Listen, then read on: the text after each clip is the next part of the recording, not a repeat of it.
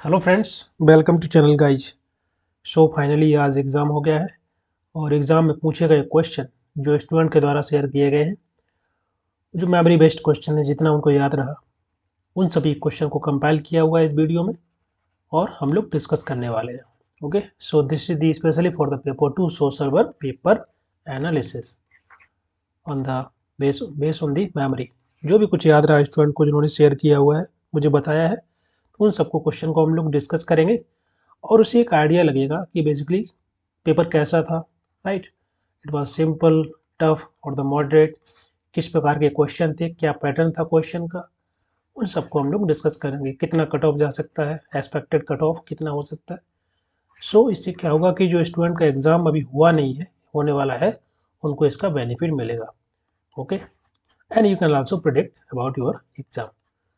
आपका जैसा भी एग्ज़ाम गया है उसके उसके बारे में आप भी थोड़ा सा एक आइडिया आपको लग सकता है। Here this is all about me and this is the Telegram channel. इसको जरूर ज्वाइन करिए अगर आपने ज्वाइन नहीं किया है।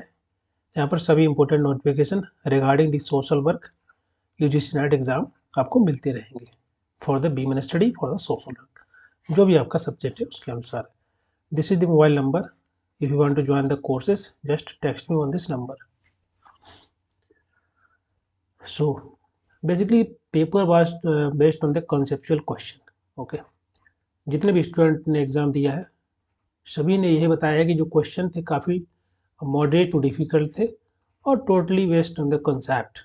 ओके, कुछ क्वेश्चन सिंपल थे, ऑफकोर्स होते ही है एग्ज़ाम में, बट पैटर्न जो है काफ़ी डिफरेंट है और कुछ नया पैटर्न आया हुआ है इस बार। सो बोल सकते हैं कि जो पुराना पैटर्न हुआ करता था PYQ बेस्ड और सिंपल क्वेश्चन बेस्ड, ऐसा नहीं है। अब क्वेश्चन बदल गए हैं, पैटर्न बदल गया है, क्वेश्चन एप्लीकेशन बेस्ड आ रहे हैं, कॉन्सेप्चुअल क्वेश्चन आ रहे हैं एग्जाम में। सो क्वेश्चन पेपर थोड़ा इस बार जो है बोल सकते हैं कि मॉडरेट टू डिफिकल्ट रहा है और डिस्कस करेंगे क्वेश्चन को, उससे आइडिया लगेगा पेपर कैसा था। अगर हम बात करें शुरुआत में, ये क्वेश्चन किसी स्टूडेंट के द्वारा भेजा गया था कि गवर्नमेंट स्कीम्स एग्जाम में आई हुई हैं। ओके, सो जिन लोगों का एग्जाम नहीं हुआ है प्लीज़ आप गवर्नमेंट स्कीम पढ़ के जाइए। और ये क्वेश्चन मॉडरेट था बोल सकते हैं, बिकॉज गवर्नमेंट स्कीम की जो ईयर होती है, कब स्कीम को लाया गया, वो सभी को याद करना काफ़ी डिफिकल्ट होता है। तो अगर ऐसा क्वेश्चन आ जाता है along with the year, so this type question become difficult. So you can say this is the moderate question. Okay, next question इसमें है बुक्स एंड ऑथर से रिलेटेड। तो ये क्वेश्चन जनरली सिंपल आते हैं। अगर क्वेश्चन में दिया गया है कोई बुक का नाम और थिंक जो ऑथर है उनका नाम पूछा गया है, तो इसको जनरली हम सिंपल कंसिडर करते हैं। राइट, बट एग्जाम में जो क्वेश्चन था इस प्रकार का क्वेश्चन नहीं था, स्टूडेंट ने बताया। उसमें शायद उसको ऑर्डर में लगाना था, क्रोनोलॉजिकल ऑर्डर में।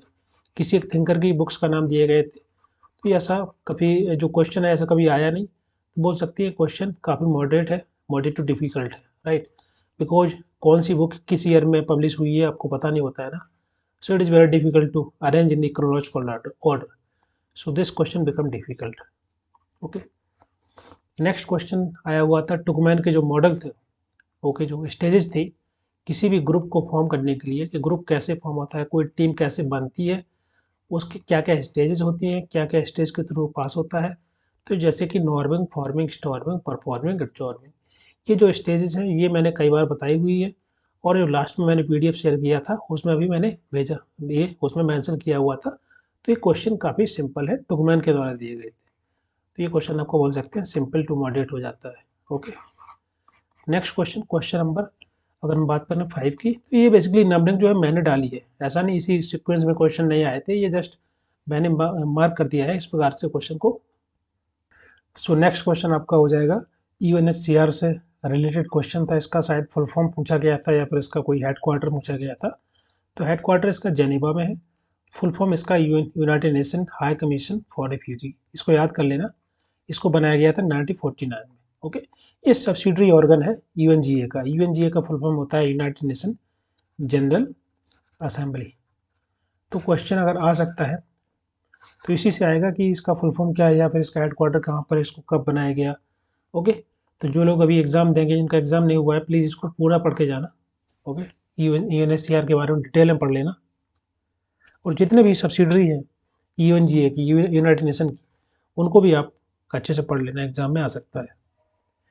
नेक्स्ट क्वेश्चन रहा है ISO से कि ISO का फुल फॉर्म क्या है या इसके हेडक्वार्टर कहाँ है, किसके द्वारा इसको फाउंड किया गया।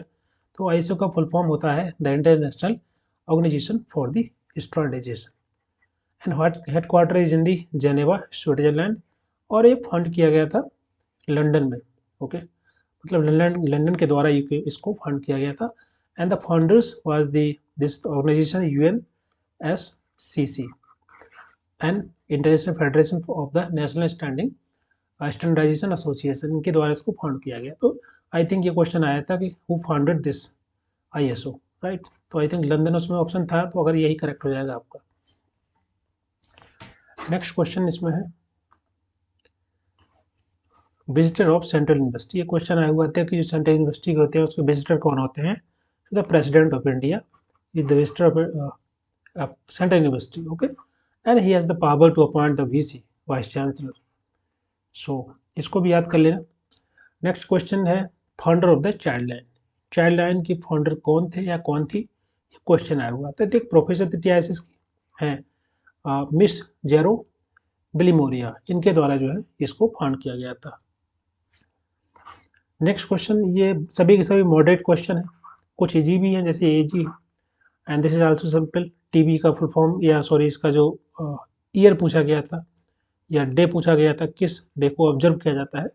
So this observe on the 24 March, TY+S day, and barter day which is observe on the 22 मार्च। तो this is very simple question. कुछ क्वेश्चन सिंपल भी आते हैं, सब टफ नहीं आते।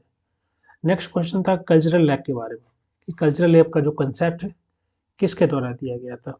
Okay, so this concept basically given by the WF ऑकबॉर्न। सो ये भी सिंपल टू मॉडरेट क्वेश्चन था, आई थिंक सभी ने इसका करेक्ट कर दिया होगा। ओके, नेक्स्ट क्वेश्चन अगर बात करें, जैसे मैंने बताया था बुक्स एंड ऑथर से क्वेश्चन आए हुए थे, तो मैरी रिचमंड की जो बुक्स थी उनको आई थिंक उसको सही सीक्वेंस में लगाना था, तो उससे रिलेटेड क्वेश्चन था। तो आई थिंक ये क्वेश्चन, ये सभी बुक्स के नाम थे शायद friendly visiting among the poor, the good neighbour in the modern city, the social diagnosis, what is the social case work. तो अब इनकी सबकी ईयर याद करना काफ़ी डिफिकल्ट होता है, तो ये क्वेश्चन डिफिकल्ट कैटेगरी में आएगा, सभी लोग इसको सॉल्व नहीं कर सकते। बाकी जिन लोगों का एग्जाम है वो लोग इसको याद कर लीजिए, अगर एग्जाम में आ जाए क्वेश्चन तो एटलीस्ट आप लोग गलत मत करना। नेक्स्ट क्वेश्चन, कॉन्स्टिट्यूशन से बहुत सारे क्वेश्चन थे, उनको हम लोग डिस्कस करेंगे। 4-5 क्वेश्चन थे, ये क्वेश्चन इजी टू मॉडरेट होते हैं क्योंकि इनको याद करना होता है, रटना होता है। तो मैंने ऑलरेडी बताया हुआ था कि सभी फंडामेंटल राइट याद कर लेना, फंडामेंटल ड्यूटी और important article related to the SC/ST। ओके, ये सभी आपको याद करना था, तो वही क्वेश्चन आते हैं बार बार। नेक्स्ट क्वेश्चन था बुक्स एंड ऑथर के बारे में। ओके, इससे भी जैसे मैंने अभी बताया, तो इससे भी काफ़ी क्वेश्चन थे और काफ़ी डिफिकल्ट क्वेश्चन थे बोल सकते हैं। नेक्स्ट क्वेश्चन था स्टॉकहोम कन्वेंशन के बारे में। ओके, ये बेसिकली कन्वेंशन जो है एक इंटरनेशनल एनवायरमेंटल ट्रीटी है। ओके, इसको साइन किया गया था 22 मई 2001 में। ओके, इसका हेड क्वार्टर है स्वीडन, या इसको बोल सकते हैं लोकेशन स्टॉकहोम स्वीडन में है। ओके, इसको डिटेल में पढ़ लेना, एग्जाम में आ सकता है।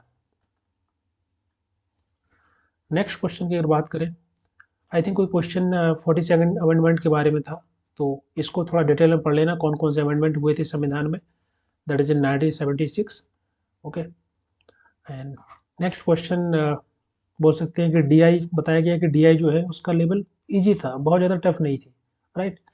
कैलकुलेशन उसकी बहुत ज़्यादा टफ नहीं थी, तो बोल सकते हैं कि ये इजी क्वेश्चन में आएगा। और ये जो कॉम्प्रहेंशन थे वो भी काफ़ी इजी थे, तो यहाँ से आप अच्छा स्कोर कर सकते हैं।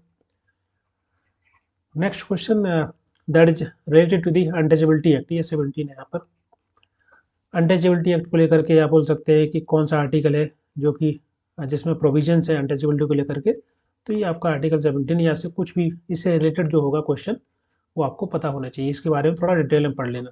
एक्चुअली एग्जाम मैंने नहीं दिया, तो एग्जैक्ट भाषा क्या थी क्वेश्चन की मुझे नहीं पता, जो भी स्टूडेंट को याद रहा उन्होंने मुझे भेजा, तो उसी के आधार पर बता रहा हूँ आपको। सिविल राइट एक्ट को लेकर के क्वेश्चन थे। ओके, SC/ST को लेकर के जैसे मैंने बताया था कि सब कुछ पढ़ के जाना, आर्टिकल 330, 332 और भी आर्टिकल है जो कि रिलेटेड है SC/ST को लेकर के, तो उनको अच्छे से पढ़ लेना डिटेल में। मैंने एक जो PDF शेयर की थी लास्ट में, ओके, फाइनल रिवीजन PDF, उसमें सभी इंपॉर्टेंट आर्टिकल मेंशन है उनको अच्छे से पढ़ लेना। First school of social work, ये भी एग्ज़ाम में आया हुआ था। तो अगर बात करें बिफोर इंडिपेंडेंस तो TISS था। बाकी आफ्टर द इंडिपेंडेंस और भी ऑर्गेनाइजेशन स्थापित की गई थी 1947 में, जैसे काशी विद्यापीठ है, ओके, एक college of social science in Gujarat, Delhi school of social work 1948 में। तो ये आफ्टर इंडिपेंडेंस थी। तो ये जैसा क्वेश्चन था उसके अनुसार आपको मार्क करना था। हाउसिंग फर्स्ट के बारे में पूछा गया था। हाउसिंग फर्स्ट क्या है? हाउसिंग फर्स्ट बेसिकली एक अप्रोच थी कि किस प्रकार से जो गरीब लोग होते हैं जिनका घर नहीं होता है उनको कैसे असिस्टेंस देना है, हेल्प करना है। ये हाउसिंग फर्स्ट की कंसेप्ट था। नेक्स्ट क्वेश्चन आया हुआ था प्रोविजन के बारे में। जैसे मैंने बताया था एक दिन पहले ही, ओके, और जो फाइनल रिवीजन PDF थी उसमें मैंने मेंशन किया हुआ था प्रोविजन और पेरोल के बारे में। मैंने बताया भी था लास्ट दिन, एक दिन पहले, कि ये क्वेश्चन आ सकता है। वही हुआ, पेरोल के बारे में क्वेश्चन आया हुआ था। ओके, ये पेरोल दी जाती है जज के द्वारा। ओके, जो भी कोई क्रिमिनल है वो basically they remain out of the prison, jail के बाहर रहेगा under the some condition given by the court जज, that is called as provision. Provision parole दोनों पढ़ लेना जिन लोगों का भी एग्जाम नहीं हुआ है। ओके, नेक्स्ट क्वेश्चन था, ये कुछ ऑड वन आउट देखना था।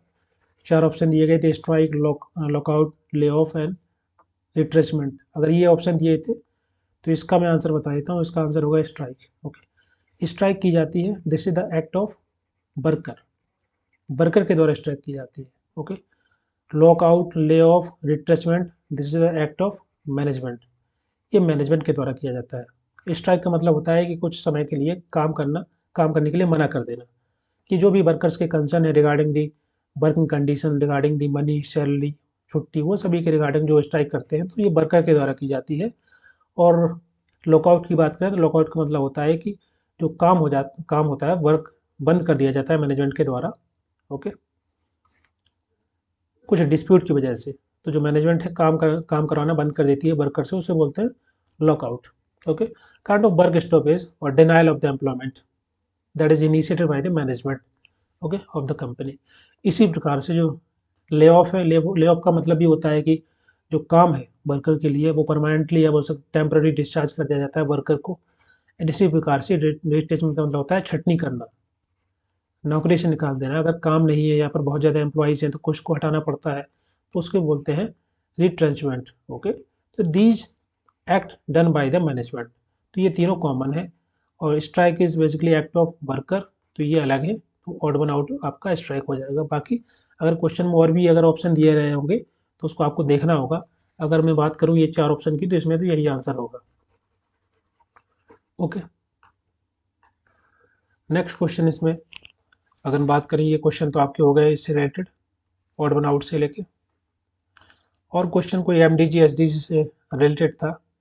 ओके, SDG गोल्स, कितने गोल हैं, कितने टारगेट हैं। ओके, कोई आई थिंक गोल नंबर 5 पूछा गया था या गोल नंबर 7, ऐसा कुछ। तो ये लिस्ट है, मैंने PDF में शेयर किया हुआ था, जो लास्ट एक दिन पहले PDF शेयर की थी रिवाइज करने के लिए। तो उसमें ये सभी चीज़ें मेंशन थी, आपने पढ़ा होगा तो आपका क्वेश्चन गलत नहीं होगा। ये सभी SDG के बारे में था। ओके, यहाँ पर नंबर ऑफ गोल्स कितने हैं SDG के, MDG के, नंबर ऑफ गोल SDG के कितने हैं 17। Okay, number of target in the MDG 18, number of target in the SDG 169। तो ये सब पूरा डिटेल, ये जो चार्ट बनाया हुआ था मैंने, वहीं से मैंने यहाँ उसको कॉपी किया हुआ है यहाँ पर। तो ये सभी चीज़ें आपको पढ़ के जाना है, जो एस्पिरेंट का भी एग्ज़ाम हुआ नहीं है। Okay, so this is the kind of बोल सकते हैं कि क्वेश्चन पेपर था, इतना ईजी नहीं था, इस बार काफ़ी कुछ बदल दिया है। राइट, सो मॉडरेट टू डिफ़िकल्ट लेवल है इसका पेपर का।